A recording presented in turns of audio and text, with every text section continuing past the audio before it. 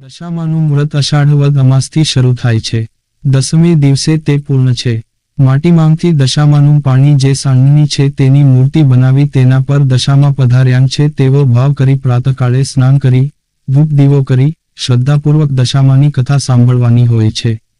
દસમે દિવસે એ સાંડની નદીમાં કે ગામની ભાગોળે નિશ્ચિત સ્થળે મંદિર પધારવાના હોય છે. 5 વર્ષ સુધી આ વ્રત કરવામાં આવે છે. યથાશક્તિ સોનું, ચાંદી તથા પંચધાતુની સાંડની બનાવી બ્રાહ્મણને દાનમાં આપવી, વસ્ત્રદાન કરવું, દક્ષિણા આપવી. ભક્તિભાવપૂર્વક દશામાનું વ્રત કરવાથી ઘરમાં સુખ શાંતિ તથા સમૃદ્ધિ માટે સત્કર્મો કરવાથી કર્મયોગની પ્રાપ્તિ થાય છે. આ વ્રતથી પરિવારમાં સૌ કોઈને પરિશ્રમ તથા પ્રામાણિકપણે સમૃદ્ધિ મળે છે. જીવનમાં ભક્તિભાવ પ્રગટે છે. સોહાગણ સ્ત્રીઓ તથા કુંવારી કન્યાઓને મનવાંછિત ફળ મળે છે તેવી શ્રદ્ધા આ વ્રતની ઉજવણીમાં હોય છે. દશામાની વ્રતકથા. એક સુવર્ણ નગરીમાં રાણીએ તેના મહેલના ઝરૂખામાંથી જોયું તો શહેરની બહેનો કોઈ વ્રતની ઉજવણી કરતી હતી. રાણીને થયું કે આ વ્રત મારે પણ લેવું છે. રાણીએ રાજાને વાત કરી. રાજાએ અભિમાનથી કહ્યું, હે દેવી, આ બહેનો જે વ્રત કરે છે તે દશામાનું છે. આપની પાસે તો બધું જ છે. આ વ્રત અને એ દશામાં આપનું શું ભલું કરવાના છે? તમારે એ દશામાનું વ્રત લેવાની જરૂર નથી. રાજા દશામાનું અપમાન કરે છે.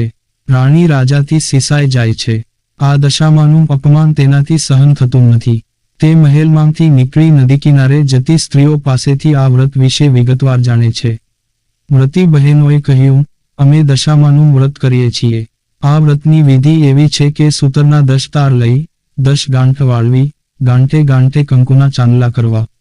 ત્યારબાદ સ્ત્રીએ આ વ્રત કરવું. દાસી જોડે રાણીએ રાજાને સંદેશો મોકલ્યો કે મારે આ વ્રત કરવું છે. પણ રાજા અભિમાનમાં ચકચૂર હતા. તેમણે આ વ્રતની ના પાડી, પુનઃ દશામાનું અપમાન કર્યું. તેથી દશામાના ક્રોધનો પાર ન રહ્યો. એક દિવસે દશામાએ રાજાને સપનામાં આવીને એક જ શબ્દ કહ્યો, પડું છું. બીજા દિવસે પાડોશી રાજા લશ્કર લઈને ચઢી આવ્યો. જીવ બચાવવા રાજા તેની રાણી તથા 2 કુંવરોને લઈ જંગલમાં ભાગ્યો. ઘોર જંગલમાં રાજા રાણી પરિવાર સાથે દુઃખી થયા. રસ્તામાં એક વાવ આવી ત્યાં રાજા પાણી લેવા ઉતર્યા. પાછળ 2 કુંવરો પણ ગયા. દશામાએ અદૃશ્ય થઈ 2 કુંવરોને વાવમાં ખેંચી લીધા. રાજા સમજી ગયા કે ચોક્કસ દશામાનો આકોપ છે. એ રાણીને આશ્વાસન આપતાં સમજાવે છે કે જેને આપ્યા તેને જ લઈ લીધા. હવે એ જ આપશે. આગળ જતાં રાજા રાણીને અનેક દુઃખો સહન કરવા પડ્યા. એક વાડીમાં ગયા તો ત્યાંના ફળ ફૂલ નાશ પામ્યા.